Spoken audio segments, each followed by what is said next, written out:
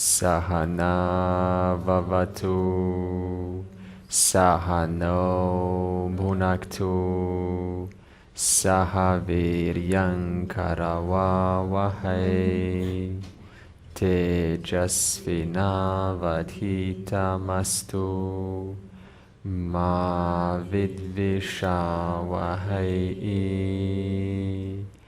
Om Shanti Shanti Shanti.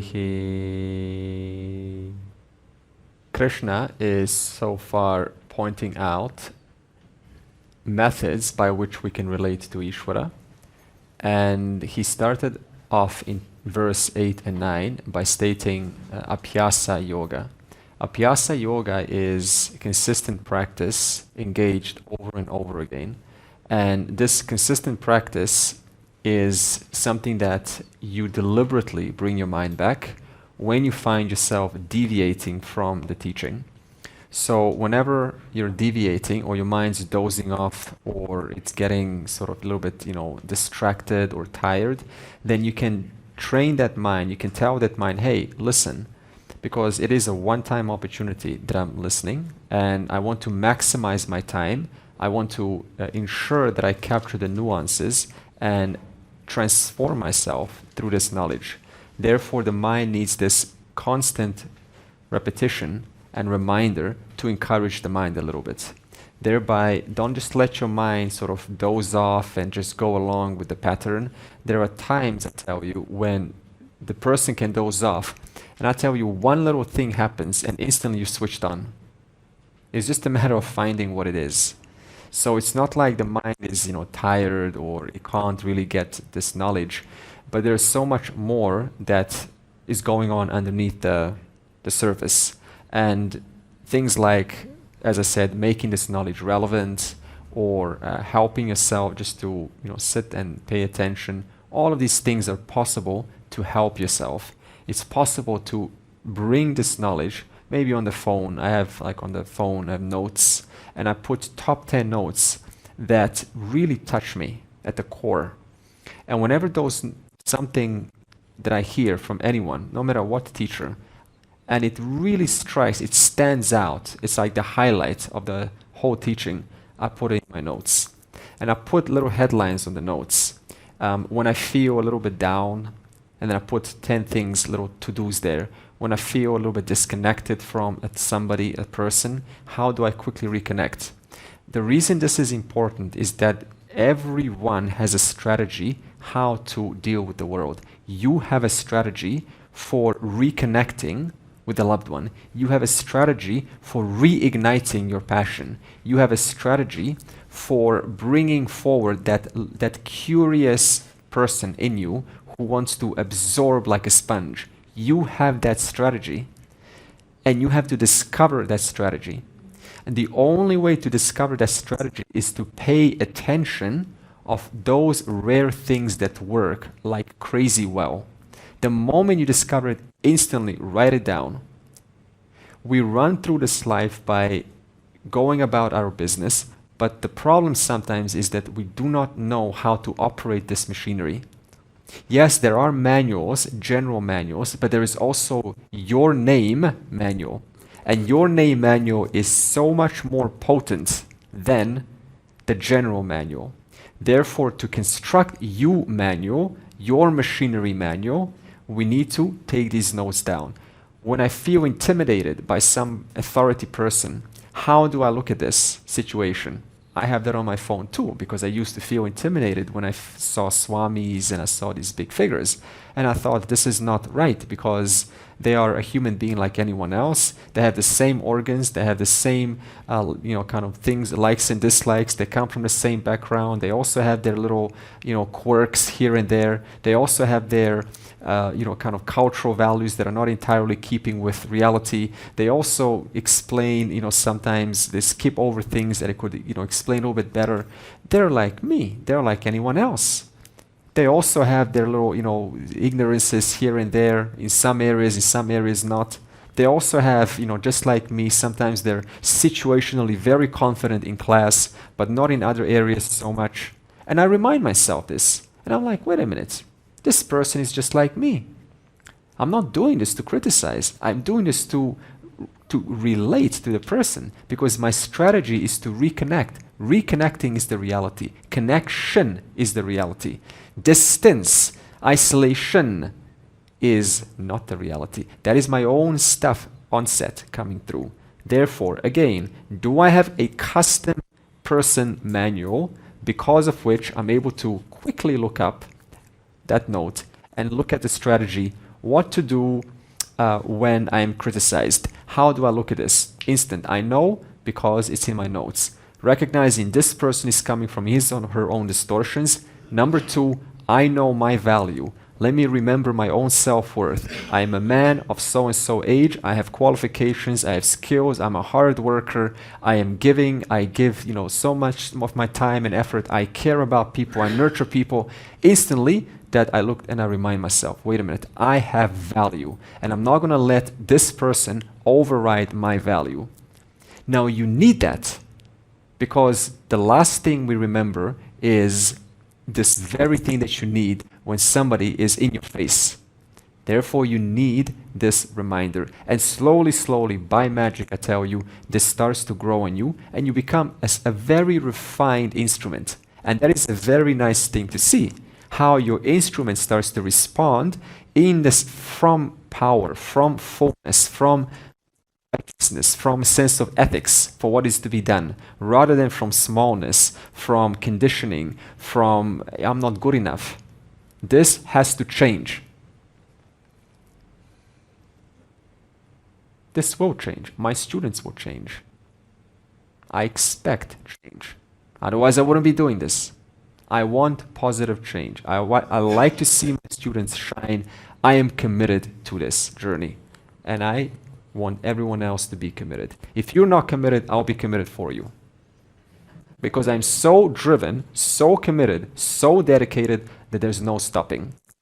I don't know how it is for you, but I know how it is for me. And therefore, I take my students and I allow them to also find that drive, find that passion, normal drive, down to earth. I'm not talking about some la-la land. And let you, whatever you are, a business owner, a wife, a husband, a girlfriend, a boyfriend, I believe in you and I want absolutely the best for you. That's the only reason I live. That's the only thing that makes me happy. Really, that's the only reason why I'm here.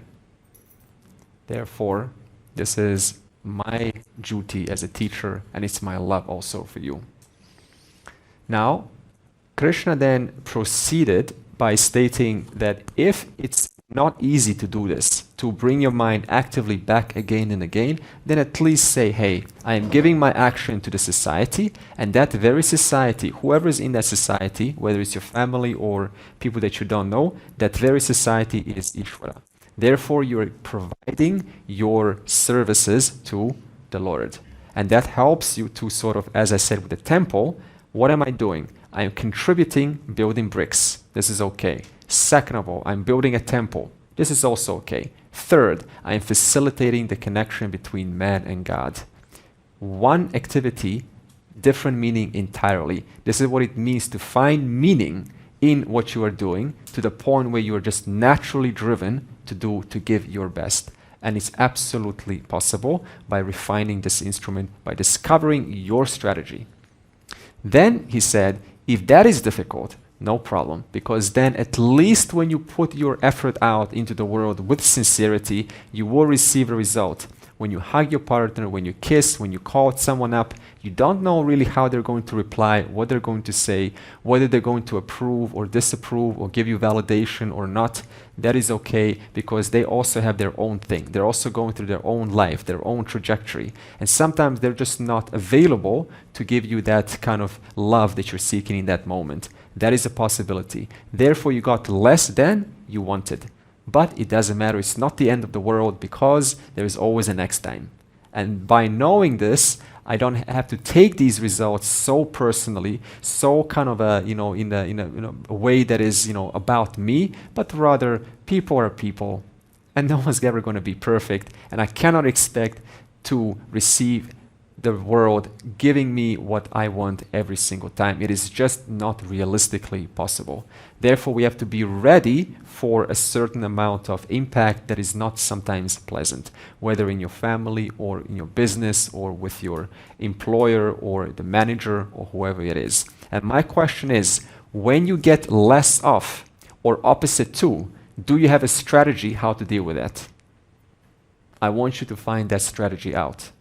Because we don't need a strategy for I got more of or equal to. But there's a strategy for if I got less than or opposite to, what is my strategy to deal with this? How will I retain my composure, my equilibrium? How will I be equanimous, continue to offer my openness and myself to the fullest capacity when the times get tough, when I'm not receiving that love that I want and I desperately need in this moment? What will be my strategy? What will be my fallback? Get to write this down and find out. Homework. Then in verse 15, we started to narrate what are the traits of this bhakta who is committed and dedicated to their journey. What have they developed? What kind of traits are they living? Or we can interpret as what traits could I develop as a truth lover, as a devotee of the Lord? And we said some things, verse 15, which we've done, free from fear. This is basically relinquish this need to create bad situations in my mind. One catches oneself and says, stop, I'm creating bad scenarios right now. I'm supposed to go there and I'm just creating this situation, like I fail and they shoot me down and then I go out the door and then I'm angry. Stop. There is no proof to this. So this means you can now stop yourself and convert that and say, hey, what happens if things go right? How will I deal with that? Because you can equally do that. If things can go wrong, they can equally go right. And in your experience, you know that things go right more often than they go wrong. Therefore, how will I then deal with when things go right? This is a small thought you can introduce into your mind to negate that sense of fear, that projection. So my question is, in reference to what are you creating a fear bubble? And towards what? It could be towards losing something, losing your business, losing your job, losing a partner, losing your mind, losing the knowledge. Towards what am I fearful of? Find that out. And what is my strategy to deal with that? When the fear comes, what will be my strategy? To remind myself that all is well, I am taken care of. Ishvara is all around me. Nothing unfair is going to happen to me. All is well. What is your phrase? My Wi-Fi hotspot is all is well. I love that. I got that from the Three Idiots movie. Yeah. All is well, all is well, all is well. One of my favorite movies. All is well, all is well. Okay? One simple phrase like that, all is well, and it brings you back, your fallback. Okay? Now, he says, people don't get disturbed by you. In other words, you recognize that everyone has their quirks and no one's going to be absolutely perfect. So this means there's a danger. The more we evolve higher and higher, there's this unconscious need to sometimes, or could be a distortion, to start to put other people down. Lost souls, they don't know what they're doing. They're still Advaitans. They've got a long way to go. This is a danger. And people feel this in you, because they will read you. So this means the bhakta does not get disturbed. Others don't get disturbed by you, because you accept them, you accommodate them to the best of your ability, but there's no need to judge. There's no need to say they're lost souls or they have no clue what they're talking about. They're totally, skewed. They are alcoholics, they are this, they are that. There's no need to do this. Just what can I do in this moment? If nothing, Om Tat Sat, move on. You don't get disturbed by others, continues Krishna. In other words, I don't get, as a bhakta, don't get disturbed by others. Why? Because, as I said, people have their things going on. And whoever it is, especially close one, those who are very close to us, they will have something going on. They may wake up early, they may sort of, bug you once in a while, or, something like that. You simply recognize this is part of life. 4 possible outcomes are possible in any single situations, and I have to be mature enough to accept that. And then when the opposite or less than happens, then I have to bring myself back and reconnect with the situation. Because Ishvara is asking you to constantly reconnect.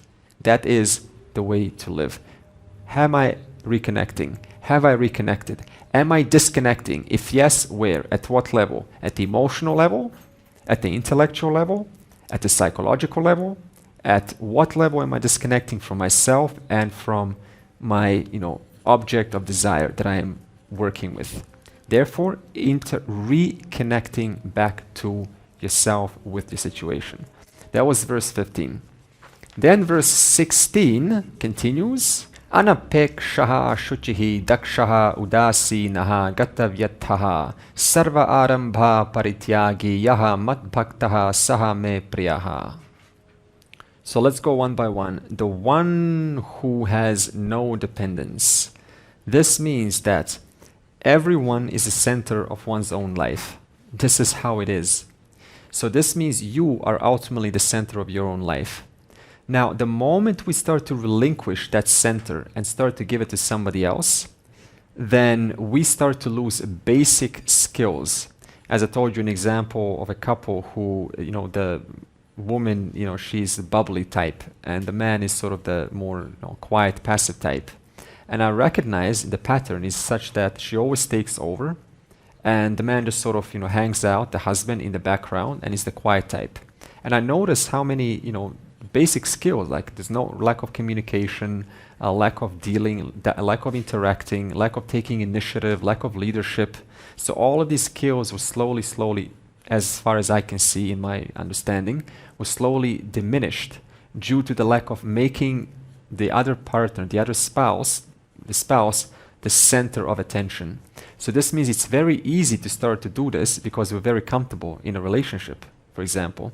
But the issue is that you lose your core, you lose your identity, you lose yourself out of mere comfort, in the name of comfort. And this is not healthy. You're going against the order if this happens.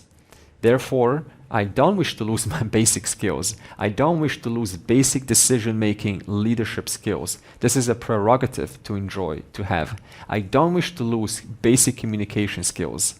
Therefore, when someone wants to say, no, it's okay, I'll take care of this for you, it's very comfortable to say, okay, sure, thank you very much, you love me. But there's always a cost. If that keeps on happening every time and you say yes, then what happens is you eventually lose that initiative, that leadership to take the initiative on your own. So once in a while we can say, okay, sure. But once in a while, no, I will take care of this. Therefore, you retain that sense of that healthy human being who's capable in yourself.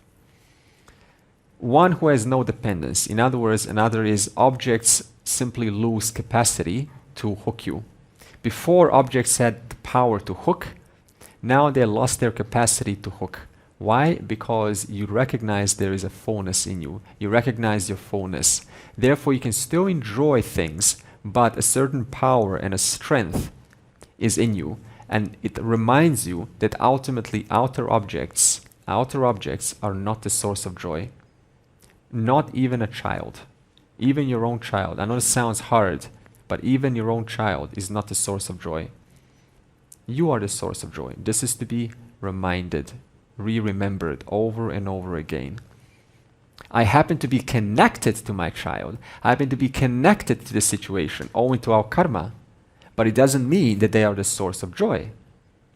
Therefore, what we have to do here is to acknowledge there is a wanting person in me who temporarily gets resolved for the time being, and when this person is resolved, there is no sense of wanter. The wanter is gone. But even when the wanter comes back, what do? We understand even then I'm full.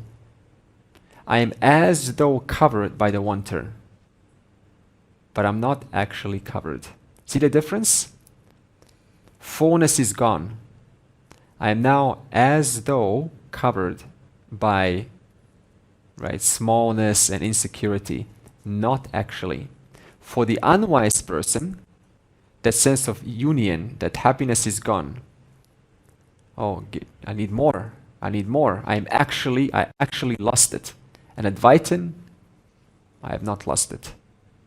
It seems to be covered by my program, but it's not covered. Therefore, it makes you a lot more resilient towards being by yourself, being on your own, right? While together, having that titiksha, that resilience to bear, you don't have to look for validation constantly anymore. Because, hey, I may feel, a sense of a little bit of emptiness here and there, but I remember, understand, not just remember, understand, ultimately, there is fullness. I am fullness. For a while, there's this wanter who's saying, I need this, I need that, but that wanter is not actually real. Okay? Then one who is clean, bahihi shaucham, that means one enjoys external cleanliness. What could this mean? External cleanliness. Water, bath, not big smell. You don't want to do that. Nice clothes, washed clothes. Okay, this is easy. What about a home? What about a pleasant home? Kind of a home that you can excites you to come back to. Because you have the right pictures on the wall, you have things in the right place, the furniture is in the way that you would like, it invites you to sit down and study. Your office invites you to sit down, turn on the light, the right temperature, the right dimness, and just get into the teaching. That kind of a home, that's part of external cleanliness. They're inviting. It is your place. You have every right to customize your place while living on earth. Every right. That's the prerogative of being a human being. Because in my place I learn, I've got silence, I've got my special room, my puja room, my special prayer room, my special, run room. I run in my house. That's what I do. I made my house into a running field. I like to run, so. Do you do that? Maybe not. You do something else. I made my house into a running field. Every morning I run in the house because it's a long house, so like that for 10 minutes. Exercise. Turn it into an exercise place. And then there is a nice sofa for those who have been on Zoom, where I'd like to sit and eat and also to study. Then there is my office. That's where 99% of the stuff gets done. Computer, 2 monitors, and nice desk. And it's like, let me just get work done with the right light and so on. And it helps you so much. Now, I don't know about this whole whether you face north, south, east, or west, whether this makes a difference. I have faced all directions. It doesn't really matter. Okay. All that shows that you are still dependent on the atmosphere that you create to get into. Yeah. There is a certain adjustment to help this instrument to study. Because if there's one place that at least I can customize and maximize the instrument's potential, is at home. When you get out, then however the situation is. Otherwise, it's a different story. Suppose I come here and go, oh, this is not good, the aircon in my house is so much better. Then that's dependence. Hopefully you don't have that, right? So now it's okay. But when you go home, this is your place. Yeah. Now, of course, I'm not talking about, this extreme, level of if it is going to be perfect, and this is a whole different story. If your house is not if your house is dirty, then sometimes. Now in India, it's maybe a little bit different because there's a tradition here to have a maid who, cleans things. So now I'm talking a little bit west, so it's going to depend. But we're not talking about this extreme form of the house has to be in a perfect condition. Okay. And then antah shaucham. Antah means inner cleanliness. Give me some ideas what inner cleanliness means. Your thoughts are clean, they're keeping with, they're well ascertained, they're well thought through, and they're accounting more variables than just one single variable. What else? Not having negative thoughts about other people. In Sanskrit, we negate that through pratipaksha bhavana. So this means that when we have thoughts about other people, then what do? We intentionally and deliberately find an opposing positive thought. So this means that if I have now criticized someone in my mind, then immediately I say, well, what do I love about them? What do I appreciate about them? What inspires me about them? What do I look up to this? What do I look up to them? Because we eventually lose focus of this and we start to take the person or the situation for granted. Therefore, we need to remind ourselves, hey, this person is actually precious in my life. This thing is precious in my life. What else? Inner cleanliness. What else could this be?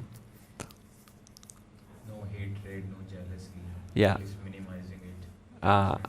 Yeah, absence of hatred. Now, what is hatred? Hatred is when I add my own additions onto some dislike. I have a dislike for something, and I keep on adding and adding and adding. I start to turn it into a monster, and it turns into a hatred. So one has to be careful not to basically impute extra additions onto a situation. That's hate. You also said lack of jealousy. Jealousy, I can recognize that if there is jealousy, then immediately I can walk up to them and say, I honor what you have. I aspire to have this in my life. And that kind of makes this little switch in your brain and makes you appreciate and makes you actually want to bring it into your life. So this can be healthy. Raga dvesha. Sorry? Raga dvesha. Raga dvesha, likes and dislikes, which is nothing wrong. They're a blessing, embellishments in your life, but they only become a pull down when they become binding. So now going back to the house, if I have a binding, like for a perfect house, everything's great, one little thing is broken, instantly I have to cause this chaos and call the repairman, and it's just constant drama, then it becomes a binding thing. That means it limits my level of expression in this world, because everything has to comply perfectly to your likes and dislikes, but it also bothers other people. And it also bothers you because it doesn't allow you to live freely. Good food, sattvic food. Knowing what food is healthy for your body.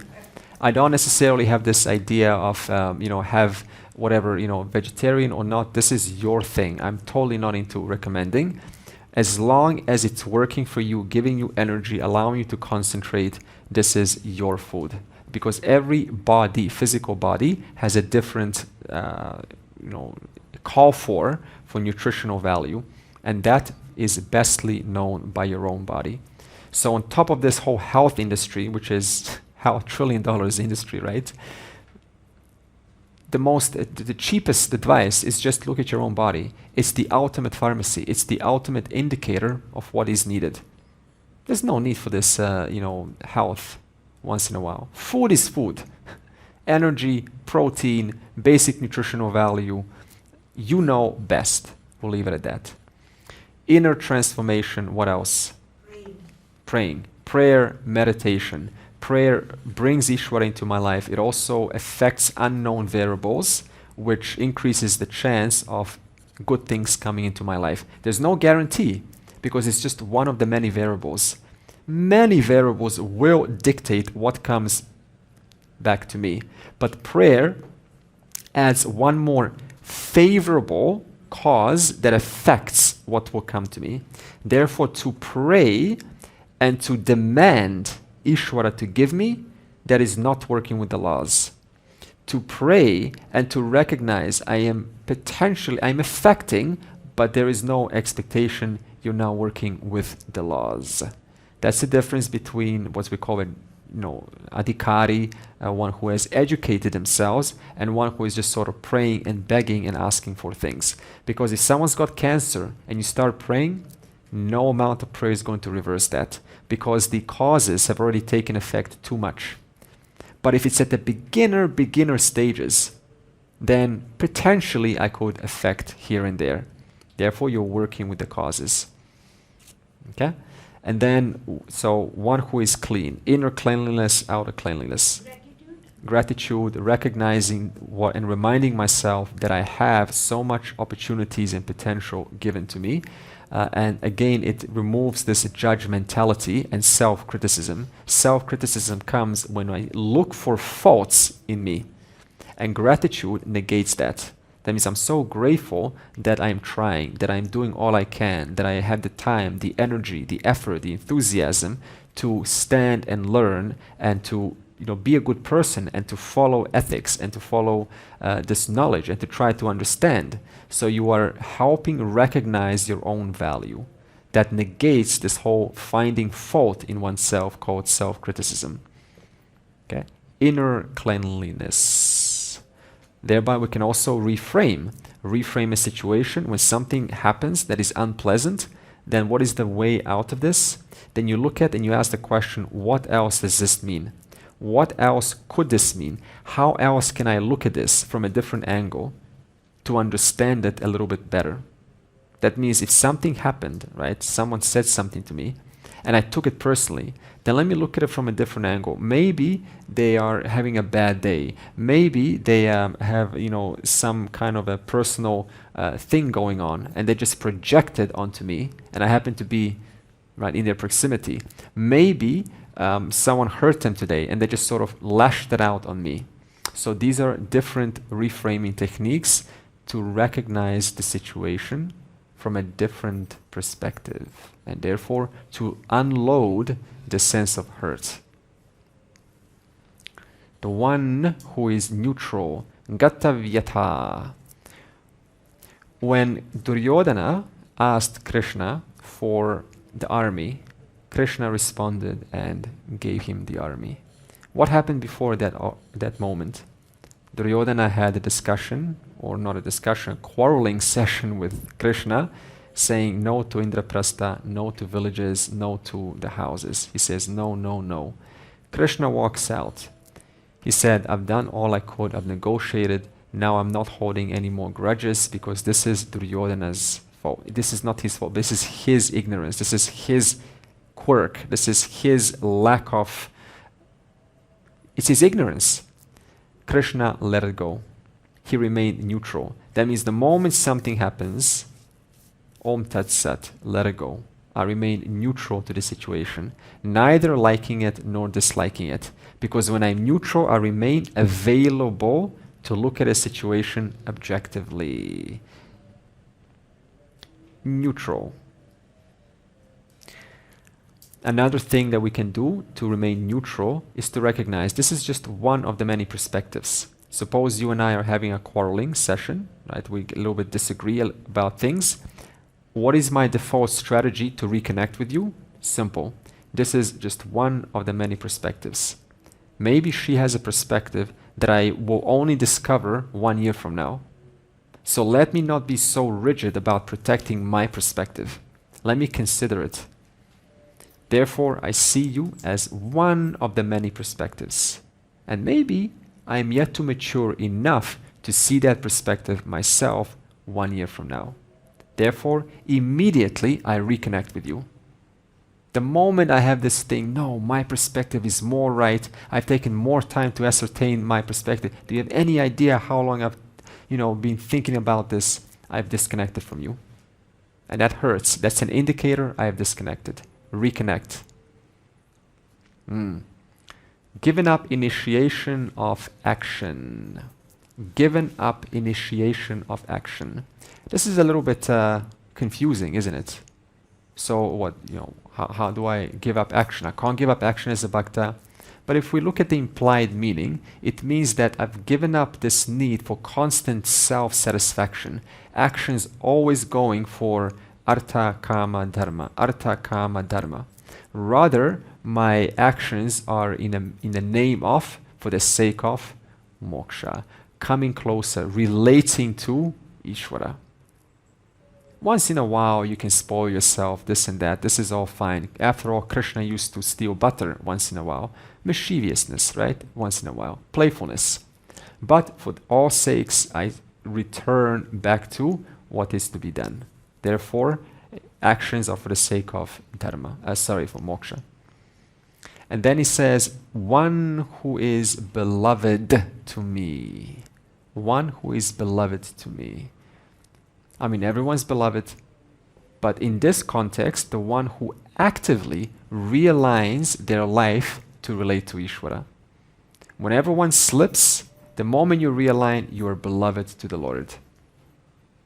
Whenever you make a mistake or hurt yourself, criticize yourself, or think bad thoughts about the other, and you actively do something to put yourself back online, be more dharmic, you are beloved to Ishvara. Actively realigning. Yeah. To the scriptural knowledge. This is verse 16. And we are now going to take a deep breath.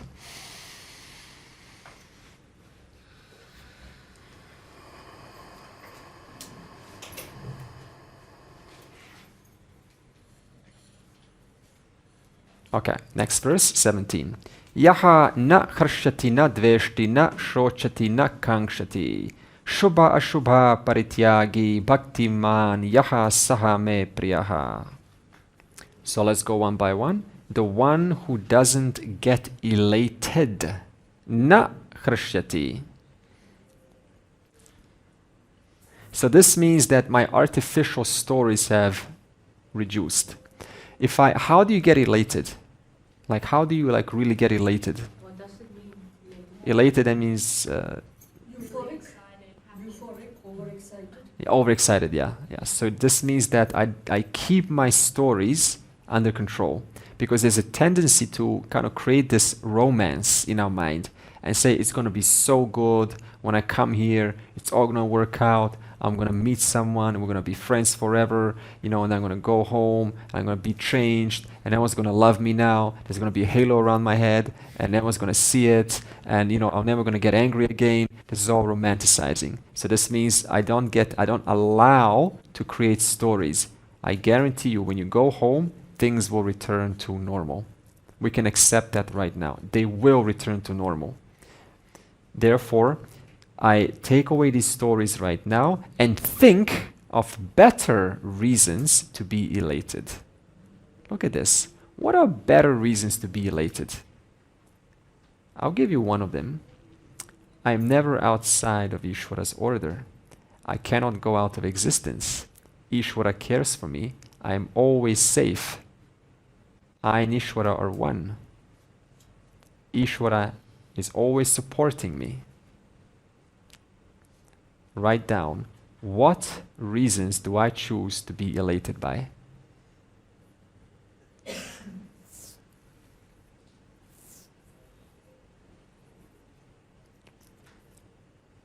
By what will I be elated by? My personal elation strategy that is keeping with reality. Ishvara cares for me. I can't ever go out of existence.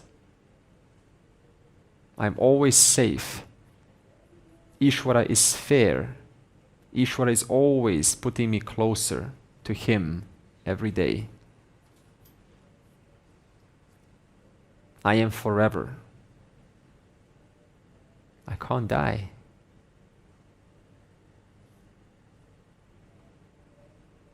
Everything is well. Everything is actually okay. All is well. All is well. My personal, realistic elation strategy is not hostile, not dveshti. So this means that if someone crosses your boundaries, you can absolutely say something, and that is the right thing to do. However, if I don't say something, then what happens is we keep on ruminating. Someone crossed your boundaries, and we've got nowhere to put it out.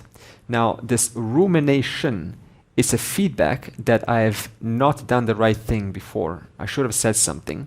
So now that feedback is in a form of hostility, passive aggressiveness. Resentment keeps building up, building up, building up. So what I have to do is use this as indicator that I have to say something. Look, this happened at this time. This is how I felt, and I want to repair this situation. So this hostility has to then get reduced. And the reason why hostility is sometimes an issue is our mind works through association. So it finds reasons to kind of add stories and add unconnected things. Like you add Paris, and then you got Eiffel Tower, and then you got those pickpocketers. Now you got pizza. Now suddenly you're in Italy. You got thin wafers. Thin wafers reminds you of plates. Plates reminds you of your grandmother. Mind works through association. I give you one keyword, it just flies off. So when we see one little thing about a person, it tends to then connect to everything else in our life, to those partners before, to situations, to those things that were not very good, and we just kind of build up this story, and hostility starts to come. So we have to stop ourselves and say, stop. What are the facts? Let me stick with the facts. Here's what happened. Here's what needs to get addressed. Stick with the facts. Drawing boundaries is the way to stop this, by not being hostile. When we draw boundaries, we're simply stating that, hey, I have value and I have standards in myself. And those standards and value cannot be crossed because I have a life to live and you also have a life to live. I respect and honor your life. I also respect and honor my life. And we have to make that work together. Therefore, this matters to me, and I just need a little bit more space. I need maybe an hour free. I need some time for myself, and this is how I wish to, are you okay with this? So making some kind of a resolution to make sure that hostility, or you don't feel like your time is being sort of not treated very well, or compromised or disrespected. All of this, you have to take care of your boundaries, of your values. Okay? And I also understand that cultures can interpret this differently. In some cultures, it's not so much of a, it's more like together. Other cultures is a little bit more space. So this is for you to work out. But boundaries are also common and universal. That means you protect your value. And the thing is, the more you protect your value, the more you remain clear. The more you remain full and sharp. And the more you remain full and sharp, the more you can give. The moment I relinquish and I sort of let you come into my doors that shouldn't be opened because I need my time, but I'm trying to be nice. No, come. It feels nice to talk. But inside I'm thinking, actually, if I think about this, I need my time. So it's very easy to let people in because it's pleasant. But then you start to slowly lose those sense of boundaries, and we lose our perspective, we lose our orientations. Therefore, respect your boundaries. As we said, the center of life is always going to be you. There's no such thing as the other person being the center of my life. But I'm not saying this is selfishness. This is not selfishness. This is simply working with yourself, taking care of yourself, but also taking care of the other. Recognizing that both of you still have some independence. If I said about my dear parents, they're always together. No sense of boundaries. No matter what happens, they are together. Here together, there together, over there together. They go to work together. They come back from work together. They eat together. They garden together. They watch TV together. They go and see me together. They go travel together. It's like, do you even recognize that there's an individual there? No, son. And they're both listening to me now. They're both listening together. So it's hard to get through that, you see? You could appreciate your oneness. Yeah, it's temporary though. It's a lovely, that's why they're always happy, because that's a resolution. It's a resolution. So there's an example of how not to go about, if there's hostility, how not to go about it. So when there's hostility, what do you do towards someone? If there's hostility, if there's someone hurt you and there's a sense of a little bit of that anger, resentment, what do we do? I have to stop talking to that person. Yeah, but you also have to do something inside your mind, right? Because it's easy to just disconnect like this, but am I still carrying that inside me? So you have to work that out somehow. I'm not going to tell you how because you have your own strategy. So there's an example of Amba who prayed her whole life after Bhishma took her and her two sisters to marry them to his brother. And she was rejected. She told that she's already king and she has to go back. Rejected her also. So now she was unwanted by both sides. And she decided to pray, have tapas her whole life to Lord Shiva to get back to Bhishma, to have revenge. So she had hostility towards Bhishma and she wasted her entire life trying to get some city, some power to get back at him. She had so many possibilities offered to her, hundreds of doors. Go and find someone else. Go and make something of yourself. She said, I'm going to close all those doors and just focus on revenge. And so she affected her own life and she created these samskaras in her and it didn't work out for her very well at all. Therefore, when we have hostility, it damages your own mind. So it's not in your interest to have hatred or dislike, strong dislike towards someone. If someone hurts you, you have to go through a strategy in your mind to find a way to see it from a different angle, reframe the situation until that emotional hold dissolves. Then, Om Tat Sat, I continue with my life.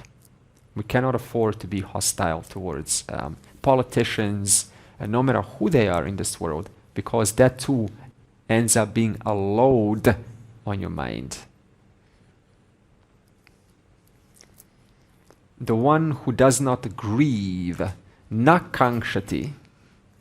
How to reframe, if I'm getting you straight. The emotional load is resolving. What do you tell yourself? Okay, so if there's an emotional load in reference to someone else who has potentially hurt you or keeps actively putting loads on you, and you're in a situation where it's not easy to break out, then how do I process that inside my mind so there's a little bit more space between us?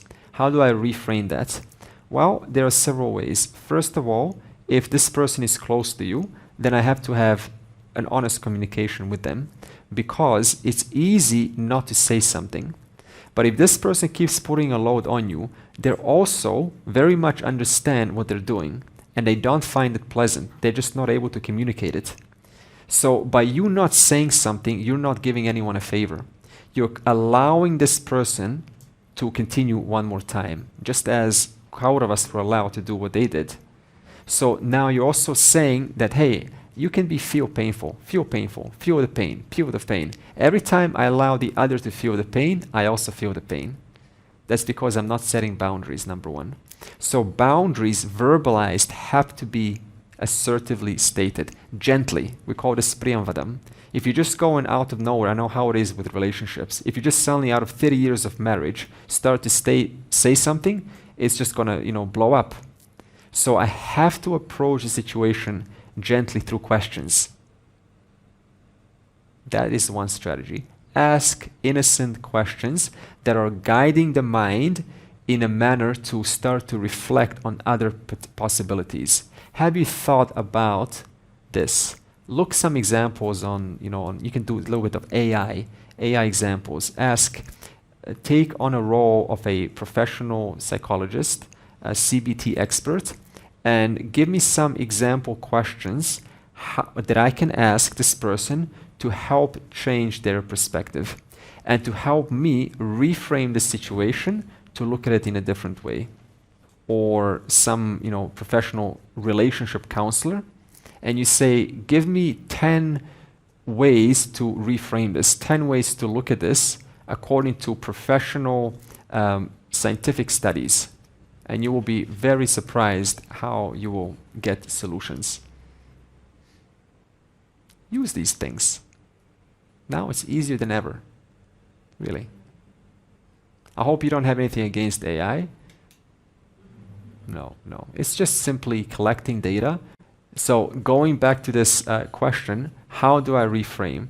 So through asking questions, but also recognizing that both parties don't have, right, the full information. So I have to see that this situation calls for action on both sides. It's never one time. It's never one side.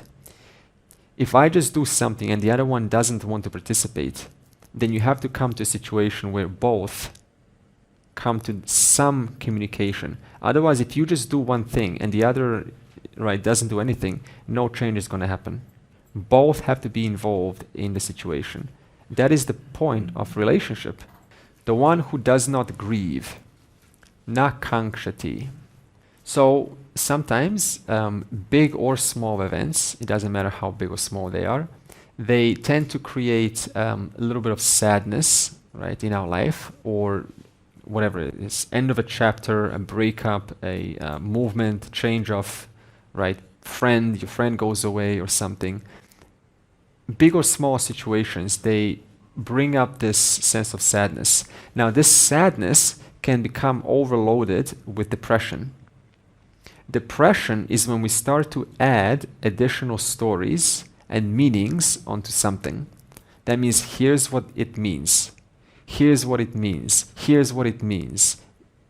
That means God doesn't like me. I'm being punished. I'm not good enough. I am unworthy. You see, here's the proof. Here's the proof. So we start to add our unconscious stuff onto the story. And it becomes now a depression.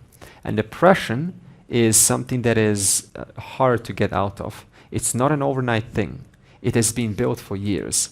So the question is there something towards which you may be consistently adding your own stories?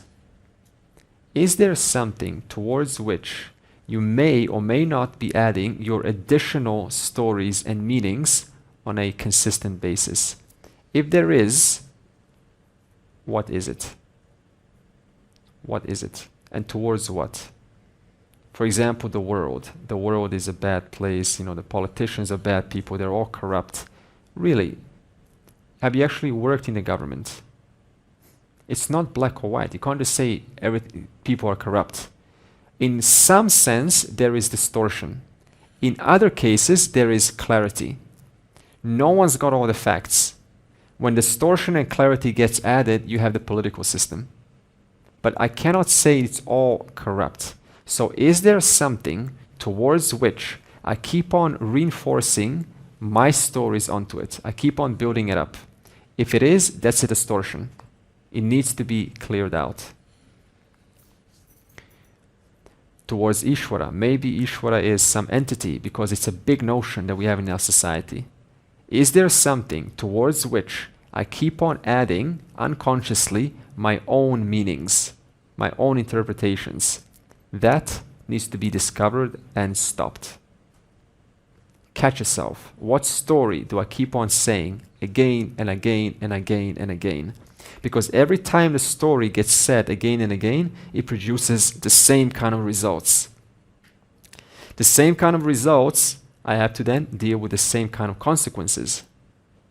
So is there some kind of a thing inside a relationship or towards the world or towards my family or someone within the family towards which I keep on slightly, silently adding my own little spin because it's maybe enjoyable, because maybe perhaps I've been doing it for many years? If yes, that needs to stop, because it's not fair to keep on imputing notions that are simply not verified, unverified facts onto the situation. So we're training ourselves not to fall for this mode of unconscious superimposition. As I said before, when you come to a certain level of wisdom, your job is to start to interrupt these processes of superimposition. That is your duty in Vedanta. Does not desire, and then there's two more. Does not desire. Is desire bad? Gladly say. Yeah, only binding desire. Desires embellish your life. They improve things. They run the society. The doctor has a desire to treat you, They sincerely do. You have a desire to help someone out. That is wonderful. So desire in itself is not a problem. It only becomes a potential problem when it robs me from self-expression. It limits my potential to only this. It as though limits my free will. Therefore, this releasing of binding desires needs to be understood as robbing me from my future happiness. Because there's going to be a future me. And that future me is going to be less happy because this person, this present I, is conditioning that future me to simply continue living one potential out of many that's given. So, question is there some kind of a desire which I have a preference for and I am not comfortable if it's anything other than that preference? Is there a desire which I have towards something which I have a strong preference for, and if it's out of that preference, it robs my happiness? Is there a desire that I have a strong preference how it is to be done, how it is to be performed, that if it's violated or not done as I want it, I am not happy? That's a binding desire. If it is, then get to a point and say, I can be completely okay without this. I can. That's a fact. I can be okay without this. And then find a way how and why you can be okay without this. Is there a desire which I have a strong preference for, which if it's violated or it's not according to the expectations of what I want, it robs my happiness? Finally, the one who has given up good and bad karma. Good and bad karma. What does this mean? You cannot give up karma at all. The one who has given up, this consistent and insistent need that things are to be keeping according to what I expect. That's not possible in this world. Rather, aligning my actions towards samanya dharma, and I don't have to worry about whether it is good or bad karma, because samanya dharma is always the best option possible. That means I include my well-being, I also include your well-being. Therefore, that summarizes verse Purnamadav Purnamidam Purnat Purnamudachyate Purnasya Purnamadaya Purnam Eva Avashishyate. Om Shanti Shanti Shanti.